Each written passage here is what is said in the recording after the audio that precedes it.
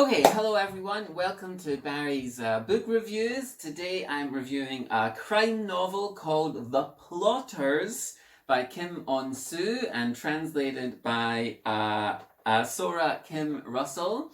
And this book was published back in 2019. Let me just show you the cover. You can see the cover here. So The Plotters was published, the English translation was published in 2019. And it was eagerly anticipated before it was published, eagerly anticipated by English readers. And the hype or the buzz for this book actually started building way back in 2018, so a year before the book was actually published. In March 2018, the British newspaper, The Guardian newspaper, had an article which was called The New Scandi Noir, the Korean writers reinventing the thriller. And this article went on to say the country has emerged as a surprising literary force as a novel by the Korean Henning Mankell bags a six-figure deal and sparks a global bidding war. And the novel they're talking about, which sparked a global bidding war, was this novel, The Plotters, by Kim On-soo. And he was fortunate to get this sort of six-figure deal, so this substantial deal for his first novel in English translation, right? And it's referring to, that article referred to Scandi Noir. So famously, there was a big trend for Scandinavian crime fiction. So, crime novels from, Sweden, Finland, so from that region of the world, and the representative books would be like the Girl with the Dragon Tattoo series, or Joe Nesbo had a very successful series, and like that article mentioned, Henning Mankell as well. And so these were all sort of crime or detective novels set in Scandinavian cities and countries. So hugely successful. The Girl with the Dragon Tattoo sold millions of copies, and there was 4 or 5 film adaptations and so on, right? And since then, you would often see articles in newspapers, what region of the world or where will the next big trend for crime fiction come from? And so, the publishing companies were hunting for the next place where maybe this next, the next big crime writer would come from. And many commentators at the time thought that Korean fiction was poised to be the next big thing in translated fiction and translated crime fiction specifically. And back in 2018, there was some evidence for this. That Guardian article mentioned books by Pyonhae Young. The Whole had just been published, and The Whole is kind of a crime novel. It's sort of a psychological horror novel, but it's a genre novel, and it won the Shirley Jackson Award. And she got compared to, she was called the Korean Stephen King when that book was published. The publishers and marketers, they always like to do this. The Korean Henning Mankell, the Korean Stephen King, whatever. And then there was also books like J.M. Lee, The Investigation, which is a historical crime novel. That had been published. He had another crime novel, The Boy Who Escaped Paradise. I think that had been translated at the time as well. That's a fantastic book. That's a crime novel about like a young orphan who, escapes North Korea. I think I might have reviewed that already on the channel. So there was some evidence that Korean crime novels was going to be the next big trend.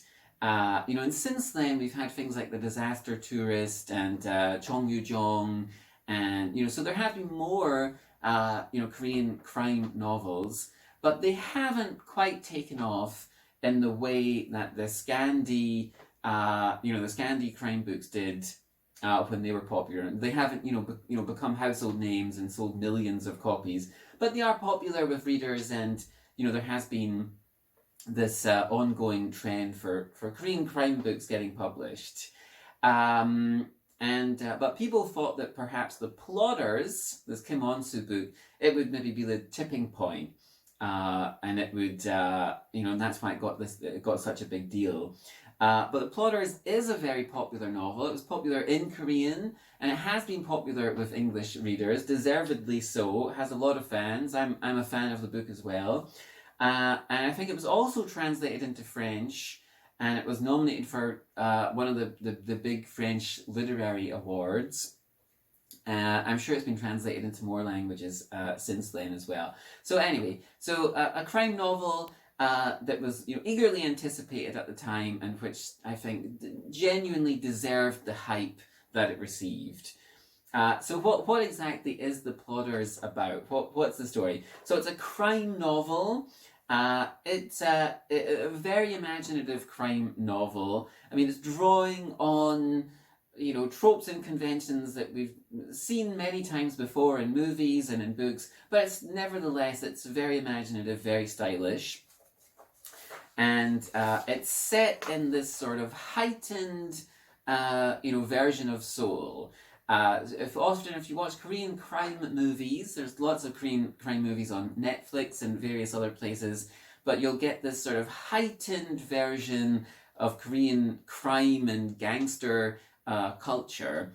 And I'm sure there is organized crime in Korea, but in the movies and in books like The Plotters, you get this very heightened, even almost sort of comic book-like version of criminals and gangsters and organized crime, and that's very much the case in The Plotters. So sort of a heightened, exaggerated version of the crime world in Seoul. So the main character is a young man called Reseng. Reseng is an orphan, and he's been raised to be an assassin in a guild of assassins. So in this sort of heightened version of Korea, these guilds of assassins are used by the Machiavellian powerful figures, the politicians and captains of industry and CEOs, to sort of assassinate their enemies and their opponents, and in doing so, shape and change the course of history in the way that they want, right? So obviously, quite a heightened scenario. I'm sure these types of assassinations do happen. Korean history has some very notable examples of assassinations happening. So clearly Kim On-soo is drawing on that history of assassinations. And there's been other big stories in the Western news in the past couple of years about potential assassinations. But anyway, so there's this guild of assassins. No one really knows for definite who these shadowy figures are behind the assassinations. And as the book begins, Reseng is on a job. He's in the middle of a job.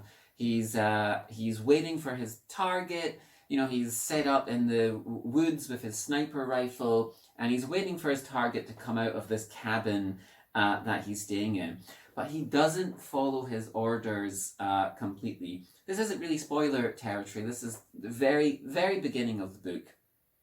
He doesn't go through with the assassination. He deviates from the script, and he doesn't kill this person that he's been sent to kill for various reasons. And because he doesn't do this, this causes a chain reaction which has massive implications for society, for the structure of these sort of criminal guilds and organizations, and for Reseng himself. As you'll know if you've watched genre films or crime films, if you're the assassin who doesn't go through with the assassination, or sometimes even if you do, you're often the next target, right? You have to be removed from the equation. And that's the case with Reseng, right? So he doesn't go through with the assassination. What will happen to him next? Is he going to be a target now? Will his former colleagues now become his enemies, right? And it's very inventive, very stylish. There's lots of black humor. It's quite droll and dry at times, which is very enjoyable.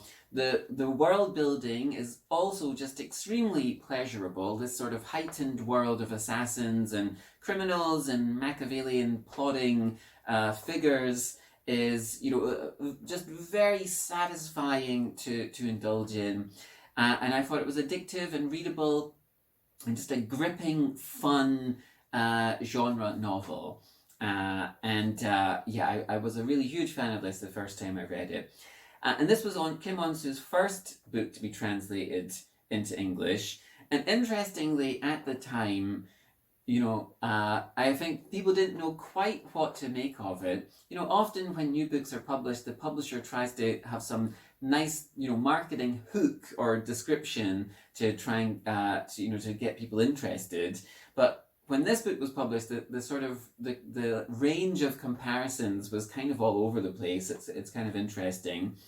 Like I said, Pyun Hae Young, they said, she's the Korean Stephen King, and they called Kim On-soo the Korean Stephen Henning Mankell. But when The Plotters was published, some of the way that it was compared was very interesting. So, for example, there was one place that said it was Kill Bill, the Quentin Tarantino movies. Kill Bill meets Murakami. There was another one that said a mashup of Tarantino and Camus. So there's Tarantino references is because of the sort of, stylized violence, I guess, right? And then there was one place that compared it to a Scottish crime novelist, Malcolm Mackay, who I hadn't heard of at the time, actually. I was super interested to see it compared to like a Scottish crime book. There was another place that said that it was if Wes Anderson wrote a thriller, and I think that's because, Wes Anderson, he has very distinctive, mise-en-scène for his movies, right? The characters all wear very, unique and identifiable outfits, and they look a specific way. And there is something of that flavour definitely comes through in The Plotters. It was interesting as well. And then finally, it was also compared to the Keanu Reeves film John Wick, which is a very obvious comparison. It is actually very similar to John Wick in some ways. So if you like John Wick or some of these other references, I'm sure you'll like The Plotters. There was another interesting thing when this book was published. There was a review in the New York Times, and it was a positive review. It was a favourable review. But after that review came out, I think the translator, Sora Kim Russell, made a comment about the review that there'd been a little mistake in the review. So the New York Times review said, I've got a little quote, right? It does belong, however, to an emerging subgenre that's become more and more discernible lately, from IQ 84, which is the Murakami novel from a few years ago, to the recent Booker Prize winner Milkman by Anna Burns. It was an Irish novel. To the Netflix show Maniac, I have no idea what that is, works that are not dystopian, but instead set in worlds identical to ours, except for minor, unsettling differences 2 or 3 millimeters over in the multiverse, say. In Kim's version of Seoul, North Korea has fallen with unexpected results. The overthrow of 3 decades of military dictatorship and the brisk advent of democratization led to a major boom in the assassin industry. So the New York Times reviewer thinks that sentence about the overthrow of 3 decades of military dictatorship, the reviewer thinks that's referring to North Korea, but that's not. That's referring to South Korea, which of course also had 3 decades of military dictatorship, right? So it isn't this alternative, version of Seoul or South Korea where North Korea doesn't exist anymore. It's just in this sort of heightened, exaggerated, crime world version of Seoul in South Korea, right? But it was interesting that little sort of mistake is there. I guess it's an easy mistake to make, right?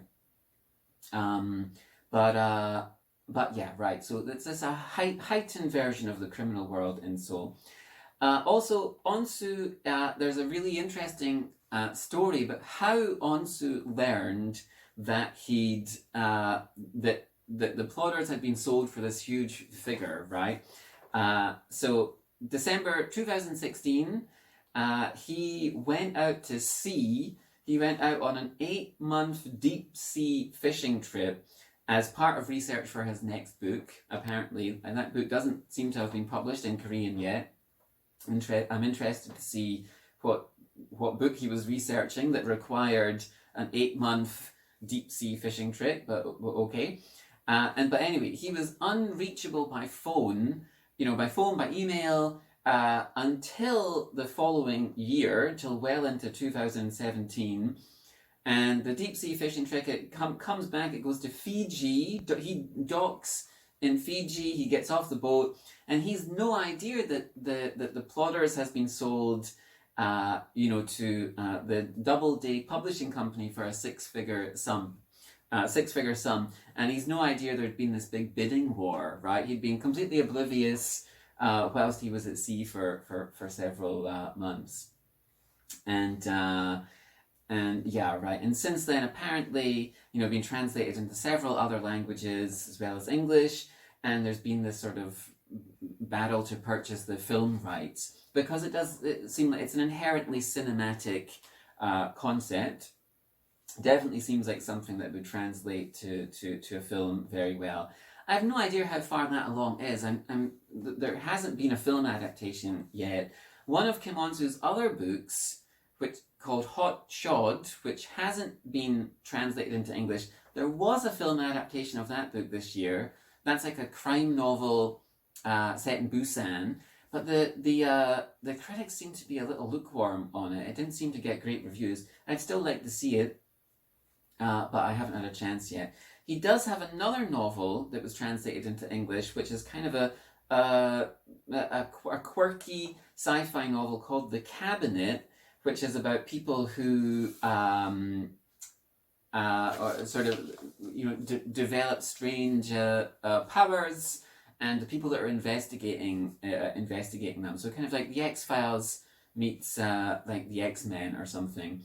But I really enjoyed that book as well. I thought it was fantastic. I'll try and review that sometime soon as well. And but I think that's all I've got to say about Kim On-soo at the moment. So The Plotters, it really was an enjoyable genre novel. And if you like crime novels, if you're a fan of John Wick or some of those other things that I mentioned, then I'm sure that you'll enjoy The Plotters. I thought it was very stylish, great characters, lots of great action, and just an extremely enjoyable and engaging read. So today's book was The Plotters by Kim On-soo, translated by Sora Kim Russell. And please check it out and let me know what you think. I'll try and review Kim On-soo's The Cabinet sometime soon. And take care, and I'll see you in the next episode.